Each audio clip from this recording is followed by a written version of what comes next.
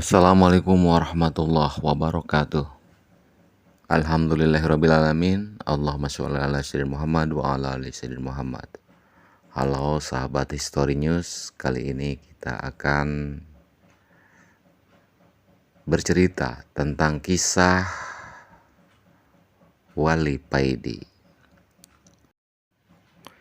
Meskipun kisah ini hanya sebuah cerita ataupun karangan seseorang, atau memang benar adanya atau sesuai kenyataan, wallahu alam bishawab. Yang jelas cerita ini sangat menarik, banyak hikmahnya dan sangat menghibur. Baik, langsung saja kita ceritakan tentang Wali Paidi. Wali Paidi adalah anak ketiga dari 3 bersaudara. Dia anak terakhir. Kakaknya yang pertama namanya Soleh, dan sekarang dia jadi kiai di daerah Kediri. Punya pondok salaf kecil yang hanya ramai ketika bulan Ramadan. Sudah menjadi budaya kalau bulan Ramadan banyak santri dari pondok lain yang ngaji posoan hanya untuk menghatamkan beberapa kitab. Karena kalau ngaji pas bulan Ramadan, ngaji kitabnya super cepat, yang bertujuan memang untuk menghatamkan, bukan untuk kepahaman.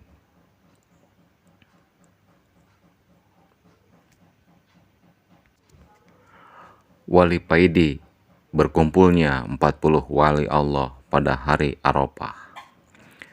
Tiap hari Arafah ada perkumpulan 40 wali di atas gunung sekitar daerah Mekah. 40 wali ini tersebar ke seluruh pelosok dunia. Dan di setiap tahun mereka memang berkumpul di atas bukit itu. Sementara bukit itu dirahasiakan.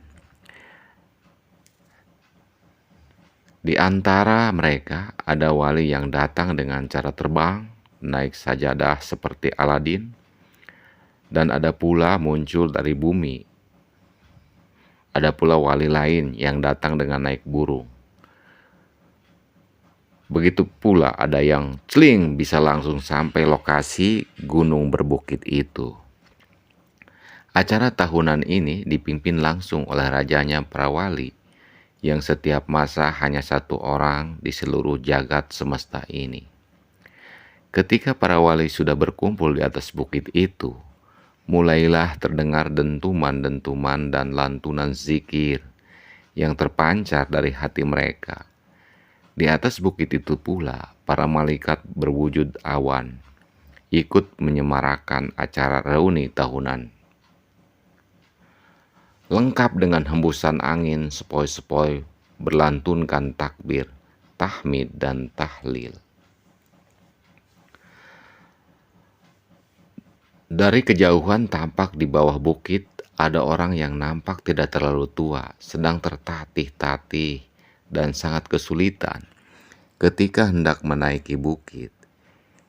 Ini berbeda dengan wali-wali yang datang sebelumnya. Seorang tua ini tampak sungguh sangat kesulitan mencapai titik bukit tujuan. Dengan tongkatnya, dia berusaha melewati bebatuan yang terjal dan berliku. Kadang harus berhenti sebentar untuk mengatur pernapasannya, lalu beranjak menaiki bukit lagi. Setelah sampai di puncak, gemuruh napas orang tua ini makin nampak tersengal kecapean.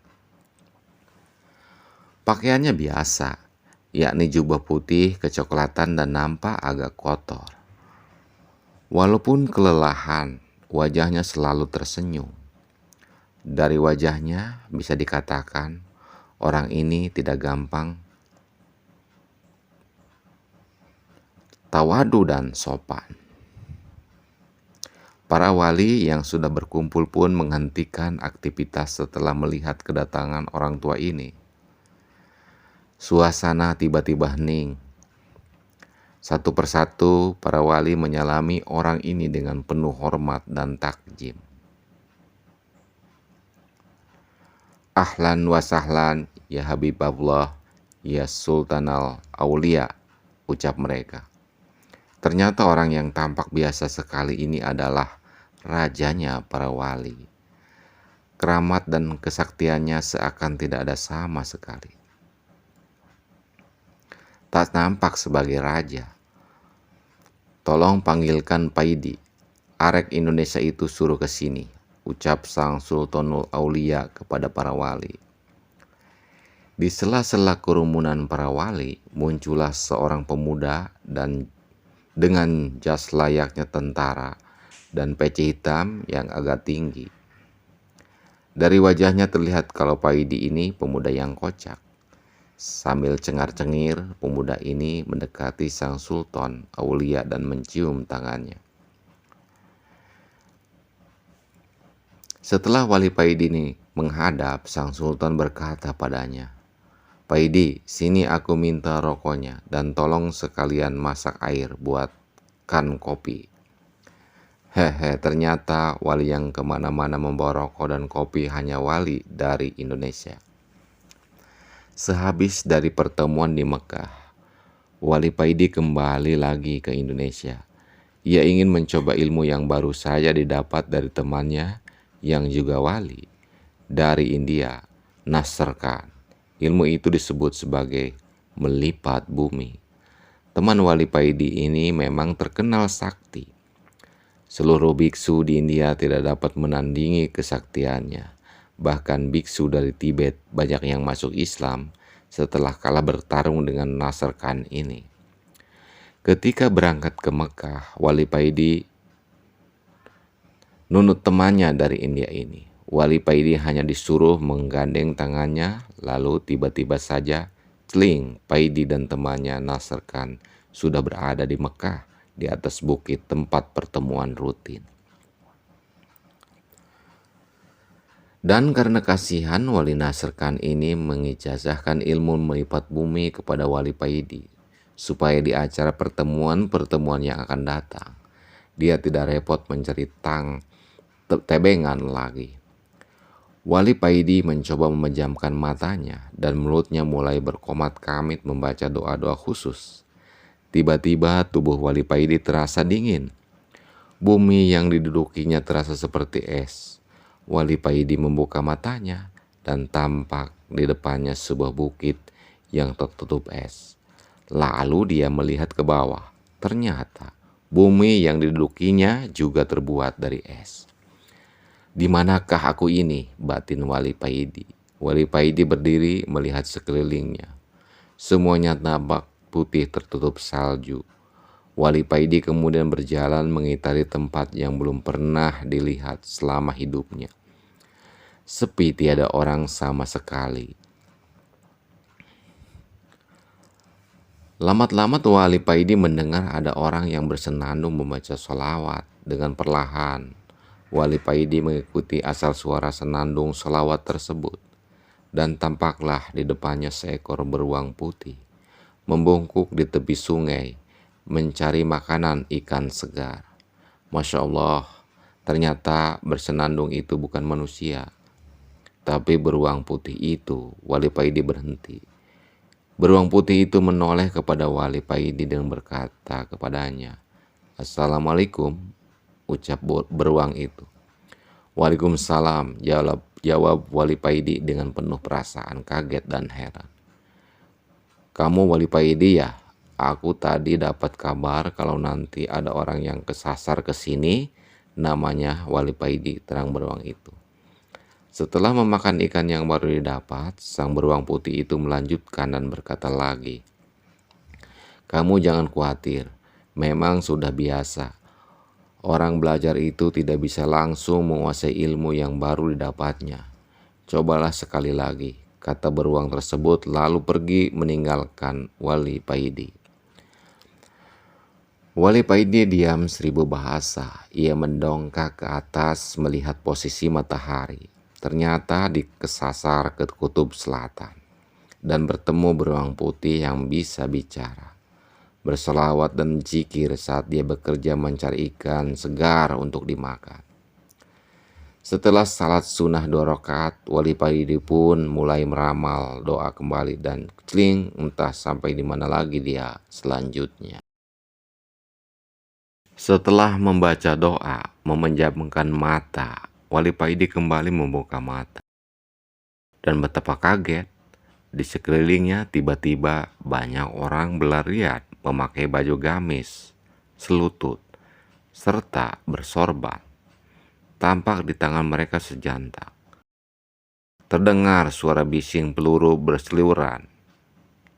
Hasan al-Basri, wafatnya Imam Syafi'i, Ibnu Arabi, aduh, kesasar lagi aku ini.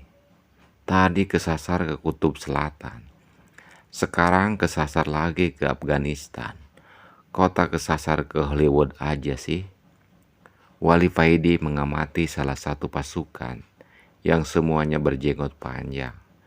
Ia tersenyum sendiri melihat jenggot mereka. Di negara yang dikuasai Taliban ini, polisi memang tidak melakukan operasi helm, tapi jenggot. Jika ada laki-laki yang tidak berjenggot, maka kena tilang. Wali Paidi berdiri berjalan mencari tempat yang agak sepi. Ia tidak suka dengan peperangan, dan karena itulah dia langsung memutuskan pergi saja. Setelah menemukan tempat sepi, Wali Paidi mulai meramal doa-doa ilmu melipat buminya lagi. Perlahan Wali Paidi membuka matanya. Tampak di depannya sebuah rumah yang terbuat dari kayu.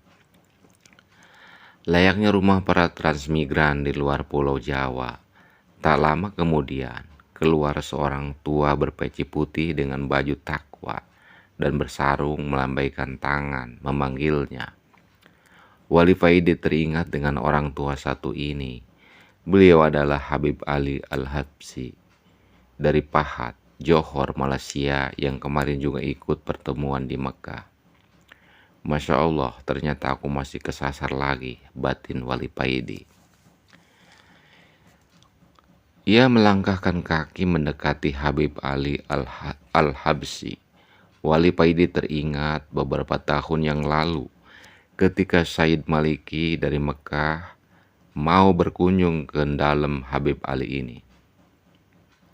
Ceritanya, dalam perjalanan ke Malaysia kala itu, Said Muhammad Al-Maliki tiba-tiba kangen berat dan sangat terhadap datuknya,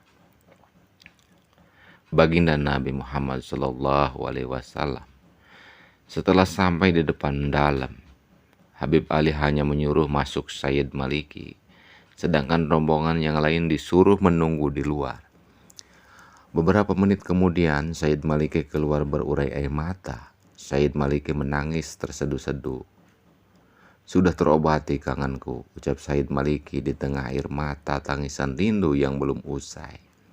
Ternyata, ketika Said Maliki masuk ke dalamnya Habib Ali itu, beliau dipertemukan oleh Habib Ali dengan baginda Nabi Muhammad SAW.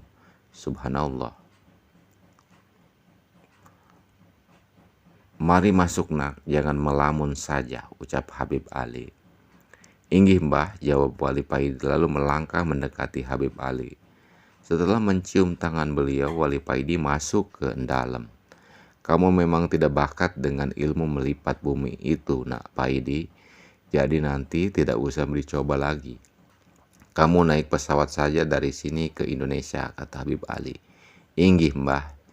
Siapa tahu nanti ketika kamu naik pesawat bertemu dengan Mulan Jamela yang kamu gandrungi itu, goda Habib Ali.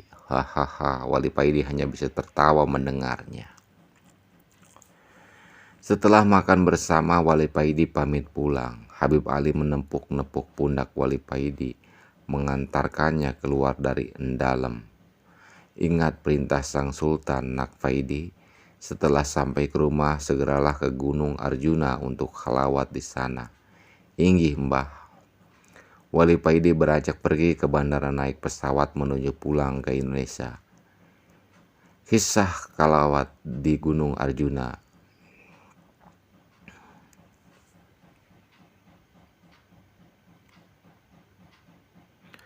Setelah beberapa hari di Indonesia, Wali Paidi ini berencana melakukan suluk nyepi ke gua di Gunung Arjuna. Sesuai perintah Sang Sultanul Aulia, Wali Paidi mulai berkemas untuk berangkat ke Gunung Arjuna.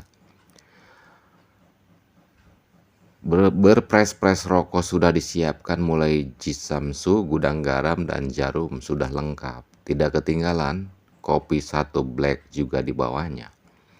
Setelah sampai di kaki Gunung Arjuna, Wali Paidi mulai mendaki mencari gua yang dimaksud oleh Sang Sultanul Aulia. Pada hari yang ketujuh sejak pendakian, Wali Paidi akhirnya menemukan gua tersebut.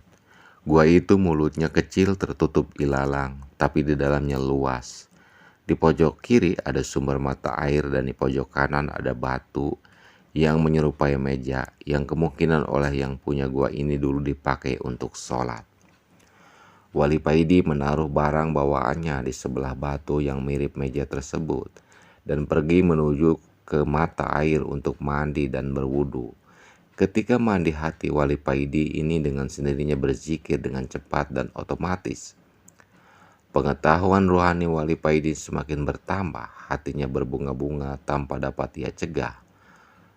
Nur basironya semakin terang benderang. Setelah berwudu, Wali Paidi ini melakukan sholat di atas batu yang mirip meja itu. Beratus-ratus rakaat tanpa terasa telah berlalu dan Wali Paidi baru sadar ketika terdengar ayam berkokok. Wali Paidi turun dari batu menuju tempat perbekalannya untuk membuat kopi dan duduk santai sambil merokok. Panci sudah dikeluarkan dan rokok jisamsu repil sudah disiapkan. Tapi alangkah kagetnya Wali Paidi ini ketika mencari korek tidak ada. Ia keluarkan semua isi tasnya, tapi tetap saja korek tidak ditemukan. Waduh, ciloko iki, Wali Paidi bergumam sendiri. Dia melihat kopi satu black yang aromanya begitu harum dan berpres-pres rokok berbagai merek tergeletak di samping kopi. Wes muspro kabeh iki, kok bisa koreknya ke bawah, kata Wali Paidi mulai kesal. 1-2 hari dilalui Wali Paidi ini tanpa kopi dan rokok, dan pada hari yang ketiga Wali Paidi mulai tidak tahan. Hatinya semeblak ketika melihat kopi dan rokok yang terkulai tak berguna. Wali Paidi mulai membaca hijab. Semua hijab ia kerahkan dan setelah membaca Asyifa 3 kali, Wali Paidi ini mengusapkan telapak tangannya pada matanya dan biar seluruh alam jin dan makhluk halus lainnya tampak sangat jelas. Terlihat Wali Paidi segerombolan jin di luar gua sebelah kiri. Kira-kira 10 meter dari mulut gua, Wali Paidi mendatangi bangsa jin yang terdekat dengan gua tersebut. Gerombolan jin yang melihat Wali Paidi datang tampak ketakutan. Ada yang punya korek api? Tanya Wali Paidi kepada bangsa jin. Kami nggak punya, jawab mereka. Wali Paidi langsung mengobrak-ngabrik tempat para jin tersebut. Para jin lari tunggang langgang dan banyak sekali yang terluka. Selanjutnya, setiap tempat yang ada jinnya didatangi oleh Wali Paidi ini, dan kalau ditanya jawabannya nggak punya korek api, maka Wali Paidi ini langsung mengobrak-ngabrik tempat tersebut. Gemparlah seluruh bangsa jin di Gunung Arjuna melihat sepak terjang Wali Paidi ini. Seluruh desa dan kota dari kerajaan jin di Gunung Arjuna ini telah diobrak-abrik oleh Wali Paidi. Nama Wali Paidi menjadi terkenal menjadi momok yang menakutkan di kalangan bangsa jin. Dan akhirnya tibalah Wali Paidi ini di pusat kerajaan bangsa jin. Ketika sampai di gerbang kerajaan, Wali Paidi disambut oleh 2 prajurit yang memang oleh raja mereka diperintahkan untuk menyambut Wali Paidi dan mengantarkan kepadanya. Tampak wajah-wajah yang ketakutan di wajah prajurit jin ini melihat Wali Paidi. Dengan suara tergagap-gagap, prajurit mempersilahkan kepada Wali Paidi untuk masuk istana dan menemui raja mereka. Dalam istana raja jin yang bernama Ismoyo ini sudah menunggu kedatangan Wali Paidi. Setelah Wali Paidi masuk istana, Raja Ismoyo ini langsung turun dari singgasananya, menyambut langsung Wali Paidi dan mempersilahkan Wali Paidi untuk duduk di sampingnya. Dengan agak takut Raja Ismoyo ini bertanya, "Hamba dengar Tuan Wali telah membuat geger kerajaan hamba. Tuan telah mengobrak-ngabrik seluruh wilayah kerajaan tanpa ada yang sanggup melawan Tuan. Apa gerangan yang Tuan cari sehingga Tuan murka begini? Mungkin hamba bisa membantu." Wali Paidi menjawab, "Aku mencari korek, apakah Anda punya?" Seluruh prajurit tegang menunggu jawaban raja mereka. Senjata pedang dan tombak sudah mereka pegang dengan erat, bersiap kalau ada hal-hal yang tidak diinginkan.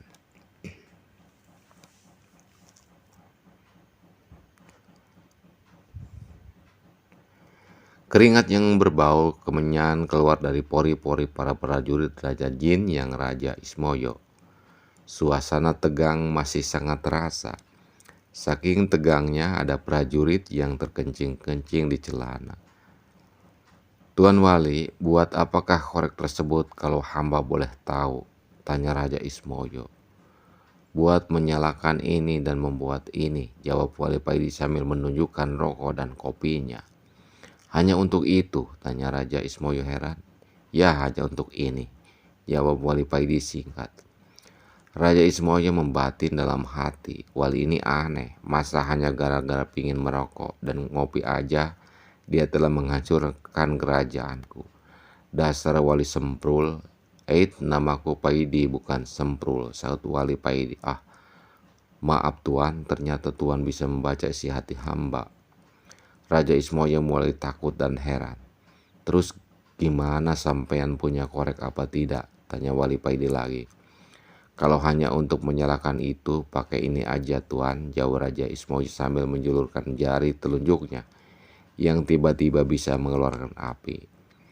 "Masya Allah, kalian kan memang terbuat dari api. Maaf, baru ingat," jawab Wali Paidi sambil cengengesan. Wali Paidi mendekati Raja Ismoyo, mengeluarkan sebatang rokok Jisamsu reptilnya dan mulai menghisap rokoknya. Allah, Allah, begitulah yang terdengar ketika Wali Paidi merokok. Selanjutnya, Raja Ismoyo memanggil panglimanya dan berkata kepadanya, "Buatkan kopi buat Tuan Wali ini," perintah Raja Ismoyo sambil mengambil kopi dari Wali Paidi dan menyerahkan kepada panglimanya. "Jangan manis-manis ya," Wali Paidi berpesan. Kerajaan Raja Ismoyo ini yang terkenal angker dan ditakuti bangsa jin dan manusia sekarang berubah bagaikan warung kopi di pinggir jalan gara-gara Wali Paidi. "Sampean tidak merokok?" tanya Wali Paidi. "Tidak," jawab sang raja. "Apakah sampean jin Muhammadiyah?" tanya Wali Paidi lagi. "Saya tidak mengerti maksud Tuan," jawab Raja Ismoyo heran. "Maaf, agama sampean apa?" tanya Wali Paidi. "Saya tidak beragama," jawab Raja Ismoyo. "Oh begitu," gumam Wali Paidi. Keduanya lalu terdiam agak lama. "Maaf Tuan, wirid apa yang Tuan baca sehingga Tuan tidak bisa dikalahkan oleh para prajurit saya?" tanya Raja Ismoyo penasaran. "Hijib dan sholawat," jawab Wali Paidi. "Maukah Tuan mengajarkan kepada saya?" pinta Raja Ismoyo. "Ya boleh, tapi sampean harus masuk Islam dulu," jawab Wali Paidi. Lalu Raja Ismoyo memanggil panglimanya, memerintahkan kepadanya untuk mengumpulkan seluruh rakyat dan semua prajuritnya. Dalam sekejap, balai agung istana ramai dipenuhi prajurit dan rakyat, bahkan sampai meluber keluar istana. Selanjutnya Raja Ismoyo bersimpuh di kaki Wali Paidi diikuti seluruh rakyatnya. "Kami dengan sukarela siap masuk Islam mengikuti agama Tuan," kata Raja Ismoyo kepada Wali Paidi. "Baiklah, ikuti apa yang aku ucapkan," kata Wali Paidi. Dengan suara yang sangat berwibawa, Wali Paidi mengucapkan 2 kalimat syahadat diikuti seluruh bangsa jin kerajaan Raja Ismoyo. Ucapan syahadat para bangsa jin ini menggema ke seluruh gunung Arjuna. Bahkan seluruh hewan di gunung Arjuna berhenti sejenak. Tidak ada yang bersuara mendengarkan ucapan syahadat ini. Setelah mengucapkan 2 kalimat syahadat, Wali Paidi mengajarkan pada mereka apa itu Islam dan menjabarkan arti iman secara singkat.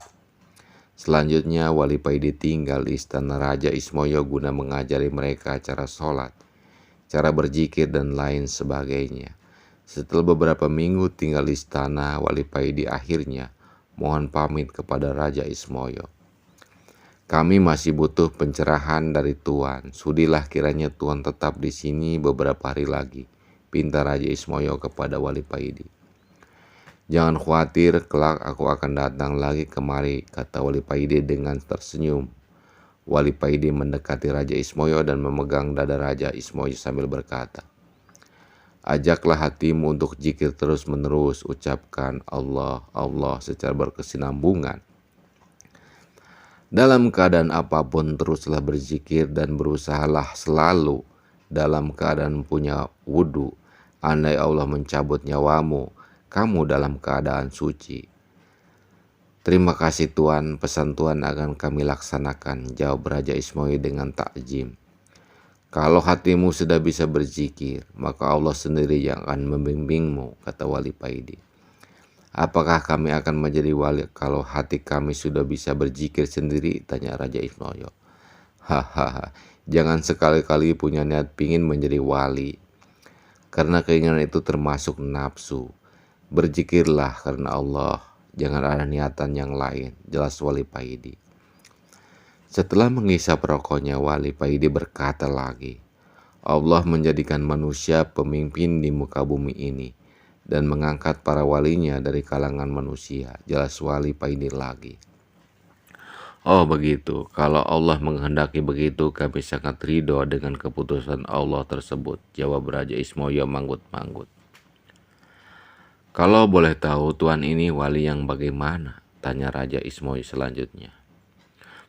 Aku adalah wali abdal, wali pengganti, kalau istilah dalam sepak bola sebagai pemain cadangan. Wali tingkat rendah. Aku dulu hanya seorang abdi, seorang kiai. Tugasku hanya menyiapkan rokok dan kopi. Setelah kiai saya meninggal, akulah yang dipilih Allah sebagai gantinya, terang Wali Paidi. Jadi wali itu jumlahnya tetap sama dari dulu sampai sekarang, tanya Raja Ismoyo dengan bersemangat. Iya, jumlahnya wali di seluruh dunia tetap sama, karena setiap yang meninggal pasti ada gantinya. Biarpun kamu tidak ada hak untuk menjadi wali, kamu harus tetap semangat, karena di mata Allah, derajat seseorang itu dilihat dari ketakwaannya. Wali itu hanya titel yang diberikan Allah buat para wakil-wakilnya di muka bumi, guna untuk mengatur dan menata manusia, dan wali dipilih dari para hamba yang dikehendakinya. Bukan karena ibadahnya, bukan karena zikirnya, tapi karena kehendak Allah. Jadi salah besar kalau ada orang yang pingin atau mempunyai cita-cita menjadi wali, jawab Wali Paidi. Terima kasih Tuan, mudah-mudahan apa yang Tuan ajarkan kepada kami menjadi ilmu yang manfaat, ucap Raja Ismoyo. Akhirnya Wali Paidi pamit dan meninggalkan Gunung Arjuna diiringi Raja Ismoyo dan seluruh rakyatnya. Setelah Wali Paidi sudah tidak tampak, Raja Ismoyo dengan suara yang lantang berkata kepada rakyatnya, rakyatku semuanya, nanti atau kapanpun, kalau ada orang yang ke Gunung Arjuna ini berbekal rokok dan kopi, jangan sampai diganggu. Jagalah mereka sampai mereka meninggalkan Gunung Arjuna ini, demi menghormati guru kita Wali Paidi. Titah paduka akan kami laksanakan, jawab mereka serempak.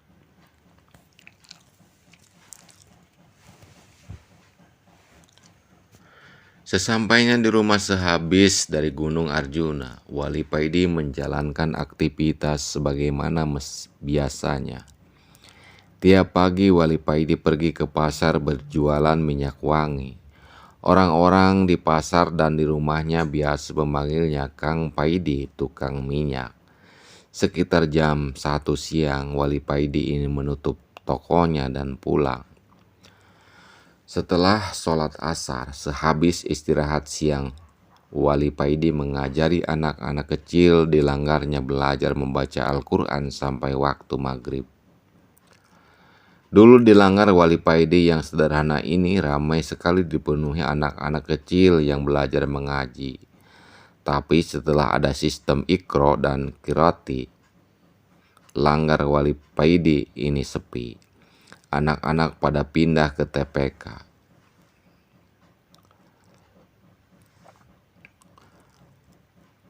Yang memang banyak tersebar di kampungnya Wali Paidi ini. Wali Paidi sebenarnya juga ikut pelatihan metode Iqra maupun Qiraati yang diwajibkan kepada seluruh guru TVQ guna mendapatkan syahadah semacam ijazah. Tapi Wali Paidi tidak lulus dalam pelatihan ini karena seringnya Wali Paidi merokok dan bawa kopi di dalam kelas. Jadinya di Langgar Wali Paidi ini metode yang digunakan tetap memakai metode lama, yaitu metode Baghdadi. Karena bagi guru TVQ yang tidak punya syahadah, tidak boleh mengajar dengan memakai metode Iqra maupun Qiraati, dan lama-kelamaan murid-murid Wali Paidi habis. Tinggal 5 anak saja yang tetap mengaji di langgarnya Wali Paidi. Orang tua dari kelima murid Wali Paidi ini tetap mempercayakan anaknya ke Wali Paidi disebabkan masalah ekonomi. Mereka adalah orang-orang miskin yang tak mampu membelikan seragam TVQ dan buku terhadap anak mereka. Daripada tidak mengaji, mereka tetap menitipkan anak-anaknya kepada Wali Paidi. Karena di Langgar Wali Paidi ini tidak ada tarikan uang. Mereka bebas dari biaya apapun. Malah mereka sering dikasih uang jajan oleh Wali Paidi ini. Menjelang maghrib datanglah seorang pemuda yang kira-kira berumur 35 tahun mencari Wali Paidi. Pemuda ini adalah seorang murid Torikoh yang disuruh gurunya mencari Wali Paidi. Nak, carilah kiai di daerah ini namanya Ali Firdaus, tapi orang yang di kampungan biasa memanggil dengan sebutan Faidi, orang yang beri faedah. Umurnya seumuran denganmu, dan hanya beliau satu-satunya yang bernama Faidi di kampung itu. Kalau kamu ketemu dengannya, sampaikan salamku dan mintalah nasihat padanya. Begitulah yang dikatakan guru pemuda ini kepadanya. Waktu itu pemuda ini disuruh mencari Wali Paidi karena seringnya pemuda ini mengalami hal-hal aneh. Seperti ketika sholat tiba-tiba ia sudah berada di Mekah dan sholat di hadapan Ka'bah. Dan banyak orang yang melihatnya sholat di atas daun. Padahal dia ada di rumah. Pemuda ini akhirnya sowan kepada gurunya dan melaporkan semua kejadian yang dialaminya. Dan disuruh mencari Kiai Ali atau Wali Paidi. Sesampai di kampung yang dimaksud, pemuda ini bertanya kepada orang-orang, "Di manakah rumah Kiai Paidi?" "Di sini tidak ada yang namanya Kiai Paidi, yang ada Kang Paidi, seorang penjual minyak wangi." Begitu jawab orang kampung ketika ditanya pemuda ini. "Baiklah, di mana rumah Kang Paidi penjual minyak wangi itu?" tanya pemuda ini. Pemuda ini yakin bahwa Kang Paidi itulah Kiai Paidi yang dicarinya. Karena gurunya juga bilang bahwa nama Paidi hanya satu orang di kampung ini. Pas waktu maghrib pemuda ini sampai di rumah Wali Paidi. Pemuda ini bertanya kepada seorang wanita yang berada di depan rumah Wali Paidi. "Apakah benar ini rumah Kang Paidi penjual minyak wangi?" "Benar, Nak, dia ada di langgar itu, sedang ngimami sholat maghrib," jawab wanita itu sambil menunjukkan langgar yang berada di sebelah rumah Wali Paidi. "Terima kasih, Bu," jawab pemuda ini sambil menuju ke langgar guna sholat maghrib dan sekalian sowan kepada Kiai Paidi. Sehabis wudhu, pemuda ini masuk ke langgar sholat berjamaah bersama yang lain. Dilihatnya yang sholat di langgar ini cuma 3 orang. Dia berdiri di samping mereka. Ketika pemuda ini mendengar surat Al-Fatihah yang dibaca Wali Paidi, hati pemuda ini menjadi galau. Karena Wali Paidi ini ketika membaca huruf Ain menjadi eng. Robbil alamin menjadi Robbil ngalamin. Gimana mau khusyuk dan diterima sholatnya, wong bacanya aja udah keliru?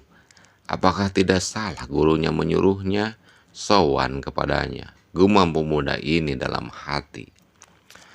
Setelah salam dan melakukan wirid seperti biasa, pada umumnya Wali Paidi ini melanjutkan dengan sholat sunnah, dan sehabis sholat sunnah, Wali Paidi ini keluar dari langgar dan duduk-duduk di teras sambil merokok. Pemuda ini menghadap kepada Wali Paidi. Assalamualaikum. Salam pemuda ini. Waalaikumsalam, jawab Wali Paidi sambil tersenyum. Setelah menyampaikan salam gurunya kepada Kiai Paidi, pemuda ini menceritakan maksud kedatangannya dan menceritakan hal aneh yang dialaminya kepada Wali Paidi. Saya juga heran, kok kamu sampai bisa seperti itu ya? Mengalami hal-hal yang menakjubkan. Padahal sholat kamu tadi aja masih sibuk ngurusi tajwid daripada ingat kepada Allah, kata Wali Paidi kepada pemuda ini. Seketika pucatlah wajah pemuda ini dan dalam hati pemuda ini berkata, Masya Allah, ternyata gurunya tidak salah mengenai kiai muda ini. Pemuda ini semakin menundukkan kepalanya di hadapan Wali Paidi ini.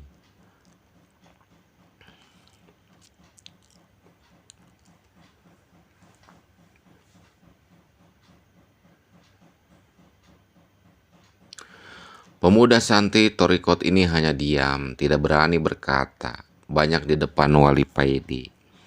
Suasana jadi hening, hanya terdengar suara Wali Paidi yang menghisap rokoknya.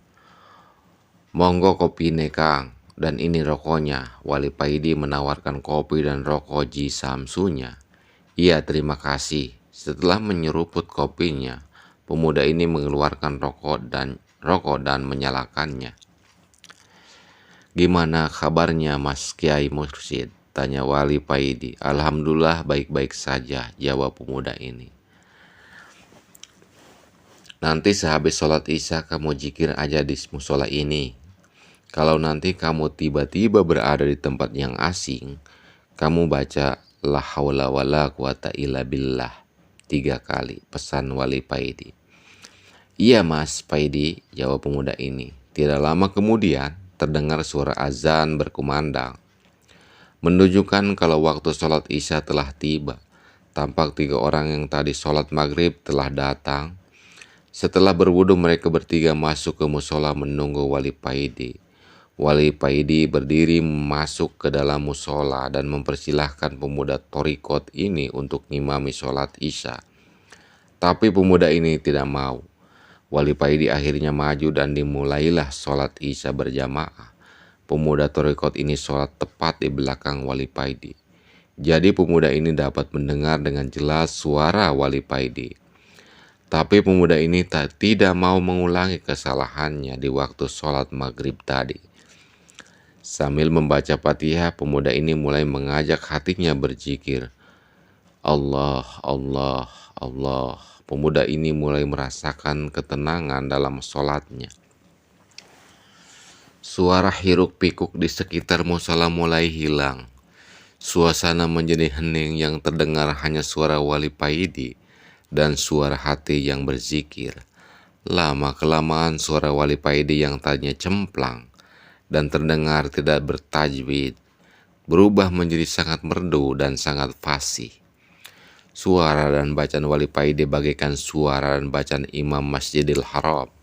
Setelah mendengar salam barulah pemuda ini seakan tersadar kembali lagi ke dunia. Setelah membaca wirid seperti pada umumnya, Wali Paidi mundur melaksanakan sholat sunnah 2 rakaat. Setelah sholat, Wali Paidi mendekati pemuda torikot ini. Sampaian di sini saja dan mulailah berzikir seperti yang sampean lakukan, kata Wali Paidi lagi. Pemuda ini mengangguk. Setelah ketiga orang yang ikut jamaah tadi keluar, Wali Paidi berdiri mematikan lampu musola dan ikut keluar. Tinggallah pemuda ini sendirian di dalam musola. Pemuda torikot ini lalu duduk bersila dan mulai membaca Fatihah, tawasul kepada Kangjeng Nabi Muhammad, dan diteruskan tawasul kepada guru-gurunya. Setelahnya barulah pemuda ini mulai membaca wirid yang selama ini selalu istiqomah ia baca. Lama-kelamaan suasana mulai berubah. Angin yang tadinya menghembus sepoi-sepoi berubah menjadi kencang. Satu persatu benda-benda yang berada di dalam musola mulai hilang satu persatu. Bahkan dirinya juga terasa ikut hilang. Beriringan dengan hilangnya tubuh pemuda ini, tampak di pengimaman ada cahaya putih yang kecil. Hanya cahaya ini yang tampak karena semuanya telah hilang dalam pandangan mata pemuda ini. Dan dengan sayup-sayup mulailah terdengar suara yang berlalu lalang membaca takbir dan tahmid. Cahaya yang tadinya kecil mulai membesar dan teranglah seluruhnya.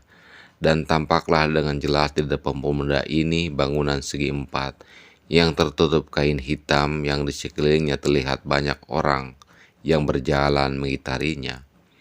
Masya Allah, ternyata pemuda ini telah berada di Mekah, di dalam Masjidil Haram. Pemuda ini membatin, benarkah aku ini sekarang berada di Masjidil Haram? Timbul keraguan di dalam hati pemuda ini. Dengan perlahan dia meletakkan tangannya di atas marmer masjid. Ada sesuatu yang hangat yang mengalir ke tangannya. Ini marmer sungguhan, batin pemuda ini lagi. Lalu pemuda ini berdiri melihat lalu lalang orang-orang sedang bertawaf. Ratusan ribu orang berjubel jadi satu dengan pakaian putih saling bersahutan memuji Allah. Pemuda ini tahu teringat dengan pesan Wali Paidi. Kemudian duduklah pemuda ini dan mulai membaca la haula wala quwata illa billah. Ketika bacaannya sampai ke bacaan yang ketiga, datanglah angin yang sangat kencang. Bumi Mekah serasa bergoncang seakan kena gempa. Dan tanpa bisa dicegah, tubuh pemuda Torikot ini terguling-guling. Suasana menjadi gelap. Tubuhnya baru terhenti ketika menabrak sesuatu. Berangsur-angsur suasana menjadi tenang kembali. Pemuda ini mulai membuka matanya. Betapa kaget dirinya, ternyata dia sekarang berada di atas tumpukan sampah. Tempat yang tadinya dikira Masjidil Haram ternyata tempat pembuangan sampah. Setelah beberapa hari bersama Wali Paidi, si murid Torikoh ini menghadap kepada guru mursyidnya guna melaporkan peristiwa yang dialaminya. Kira-kira 10 meter dari gerbang pondok, si murid ini sudah disambut kawannya yang juga mondok di situ dengan berkata, "Kang, sampean udah ditunggu Mas Yai di depan musola pondok." "Loh, Yai sudah menunggu toh?" jawab si murid. "Iya Kang, tadi kira-kira setengah jam yang lalu aku disuruh Mas Yai membuat 2 kopi dan beliau berpesan, setelah membuat kopi tolong taruh di depan musola dan cepat-cepat kamu ke pintu gerbang karena dulurmu akan datang," terang kawan si murid. Mereka berdua memasuki pintu gerbang pondok yang begitu kecil. Pintu gerbang pondok di sini memang beda dengan pintu gerbang pondok-pondok lainnya. Pintu gerbang di sini cuma satu daun pintunya dengan ukuran 1 meter kali 2 meter terbuat dari kayu yang dilapisi seng. Kalau ada orang yang tidak pernah ke pondok ini, pasti tidak tahu pintu gerbangnya. Pernah dulu abahnya Mas Yai ini mau merenovasi pintu gerbang ini dengan membuatnya agak lebar dan diperbagus. Tapi malamnya abahnya Mas Yai ini mimpi bertemu Mbah Yai yang mengatakan, "Nak, jangan dipugar pintu gerbang itu, biarlah seperti itu saja. Biarlah orang mengira kalau di sini tidak ada pondok."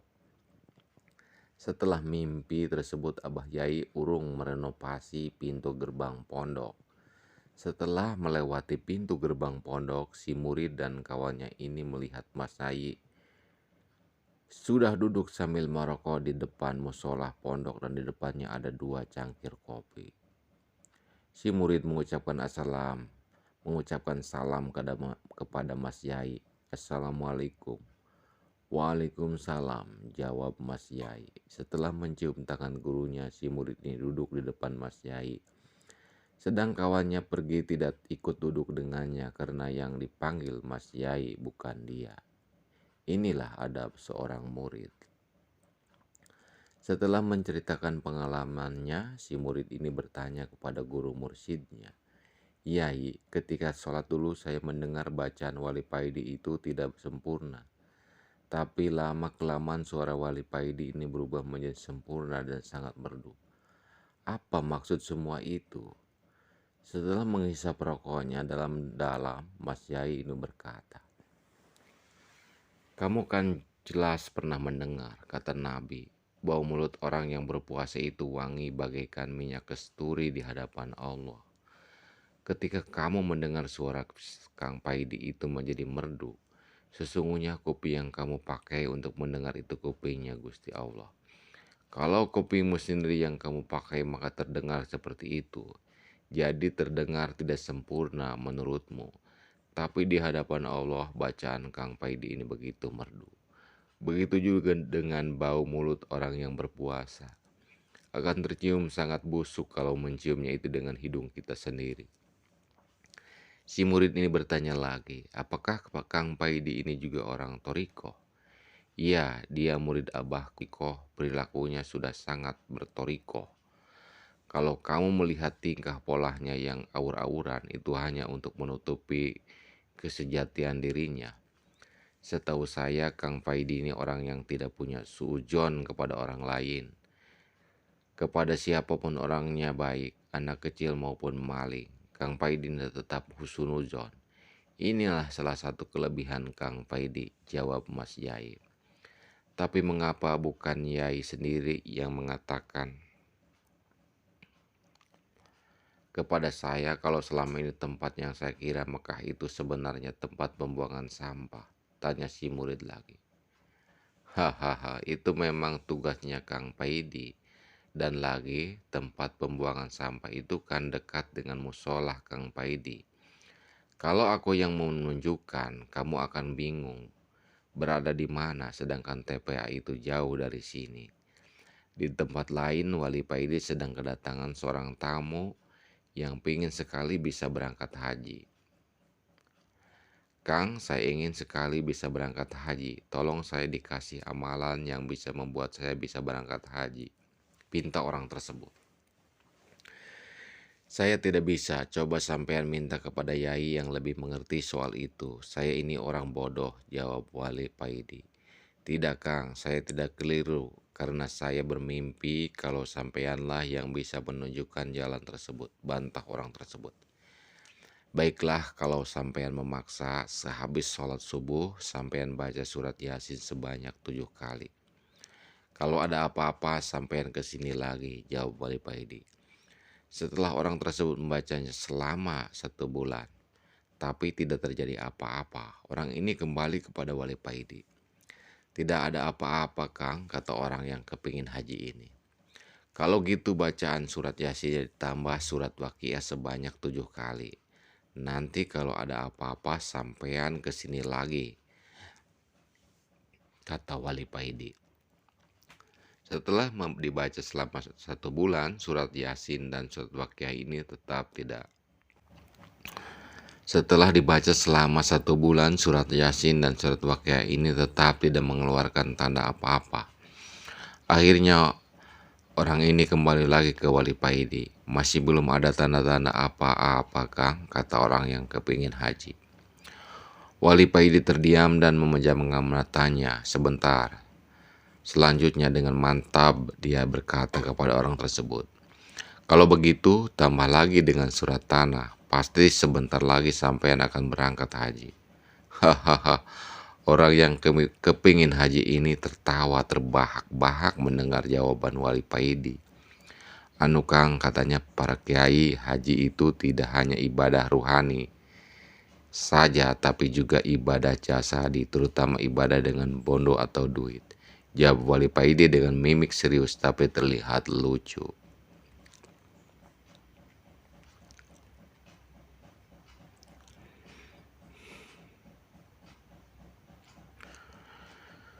Wali Paidi menyusuri jalan. Pagi tanpa arah dan tujuan, dia hanya berjalan dan berjalan, lupa akan makan dan minum. Wali Paidi ingin menghindari orang-orang yang mulai tahu kedudukannya. Mulai banyak orang sekarang yang memanggilnya Gus, memanggilnya Kiai, bahkan ada yang terang-terangan memanggilnya Sang Wali. Kehidupan Wali Paidi sekarang tampak ramai, ada saja orang yang memerlukan bantuannya, soal jodoh, soal penglaris, dan ada juga yang hanya minta barokah doa. Dan yang paling berat ada yang minta diakui murid. Wali Paidi merasa terusik, dia kepingin merasakan kehidupan yang dulu. Orang-orang hanya mengenalnya sebagai penjual minyak wangi, dengan pengajar, alip-alipan di musola kecilnya. Dan sekarang banyak orang yang berlomba-lomba ingin membangun musolanya. Wali Paidi ingin menghindari itu semua. Dia jengah akan semua pujian yang dialamatkan pada dirinya. Lebih-lebih akan datangnya malaikat yang mengunjunginya baru-baru ini.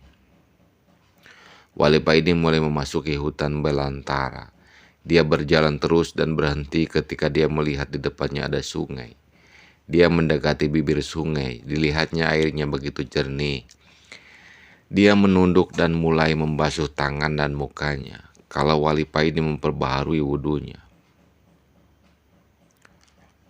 Karena Wali Paidi ini diberi kemampuan oleh Allah untuk selalu dalam keadaan suci. Atau bahasa ngaji sakparan-parannya, daimul wudu. Setelah wudhu, Wali Paidi baru sadar kalau ada orang yang agak jauh di sampingnya. Orang itu sedang memancing. Wali Paidi mendekati orang itu. Dia merasa orang itu bukan orang sembarangan. Melihat wajah dan tiba-tiba aja hati Wali Paidi semakin tentram. Ketika melihat orang ini, Wali Paidi mau mengucapkan salam, tapi kedahuluan orang tersebut. Assalamualaikum Kang Paidi, ucap orang itu. Waalaikumsalam. Kalau boleh tahu siapakah Anda? Tanya Wali Paidi keheranan. Untuk saat ini namaku Sukron Pahmi, jawab orang itu. Wali Paidi terdiam. Dia hanya menunduk memikirkan jawaban orang tersebut. Dan tiba-tiba saja sikap Wali Paidi berubah dengan sendirinya. Tanpa ia sadari, Wali Paidi bersikap seakan menghadapi gurunya. Kang Paidi, sampean tidak seharusnya menghindari semua itu. Pujian-pujian itu adalah ujian buatmu. Ujian yang berupa pujian itu lebih berat dari penghinaan. Allah mau meningkatkan derajat sampean, ucap orang itu. Wali Paidi semakin menunduk, ternyata orang yang sedang memancing ini tahu akan keadaan dirinya. Kang Paidi, dengan menghindari pujian-pujian itu sama saja sampean menafikan kekuatan Allah. Karena sampean merasa tidak mampu, padahal Allah lah yang memberi kekuatan, kata orang itu lagi. Wali Paidi hanya bisa diam dan semakin menunduk. Air mata mulai meleleh dari matanya. Ingat, la haula wala quwata illa billah. Merasa mampu dan merasa tidak mampu itu tidak boleh. Itu sudah syirik kofi. Syirik kofi bagi orang setingkat sampean, karena Allah yang memberi kekuatan. Allah meliputi segalanya. Wali Paidi menangis sesungguhnya. Dia yakin orang yang di depannya adalah Nabiullah Khidir. Dia ingin bersalaman dengannya untuk memastikannya. Setelah menangisnya reda, Wali Paidi mengangkat wajahnya dan mau bersalaman dengan orang itu. Tapi orang yang mengaku bernama Sukron Pahmi sudah hilang dari hadapannya. Setelah bertemu sosok yang mengaku bernama Sukron Pahmi, Wali Paidi masih terdiam dalam duduknya. Masih terngiang-ngiang ucapan sosok misterius yang mengugah jiwanya itu. Wali Paidi berdiri membersihkan tempat duduknya dan mulai melaksanakan sholat. Setelah salam, Wali Paidi berdiri lagi dan melakukan sholat lagi. Begitu terus sampai malam, kira-kira sekitar jam 9 malam. Wali Paidi berhenti dan melanjutkan dengan melakukan wirid. Dia duduk bersila, memusatkan pikirannya, membuang jauh-jauh pikiran-pikiran tentang dunia, menggerakkan hatinya untuk berzikir sir, dan entah berapa lama hal ini terjadi. Dan kemudian Wali Paidi merasakan alam di sekitarnya begitu hampa. Tidak ada suara, semua yang berada di sekitarnya jadi hitam gelap gulita. Wali Paidi seakan menjadi udara yang hampa dan bergerak mengitari alam yang hitam pekat ini. Setelah berkeliling, tampak di depannya ada dua sosok manusia yang sedang duduk seperti duduknya orang taihat. Dan berdiri di samping keduanya sosok berjubah putih yang bercahaya. Lamat-lamat Wali Paidi mengenali salah satu sosok yang duduk di depannya tersebut. Tidak salah lagi, beliau adalah Imam Ghazali, mujtahid Islam, batin Wali Paidi. Lalu Wali Paidi melihat sosok baju putih itu maju ke depan dan berkata kepada sesuatu yang di depannya, sesuatu yang tidak terlihat. Gusti, bagaimana menurut jenengan terhadap kedua kekasihmu ini, yakni Nabi Musa dan Al-Ghazali, tanya sosok putih itu. Lalu ada suara yang mengatakan, Musa dengan izinku bisa menghidupkan orang yang telah mati.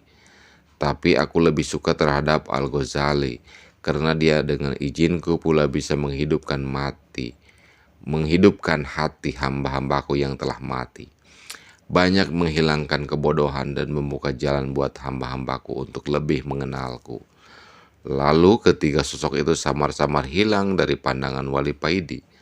Lalu lama-lama terdengarlah azan subuh, sedikit demi sedikit alam mulai terlihat kembali. Setelah sholat Wali Paidi bangkit dan kembali pulang.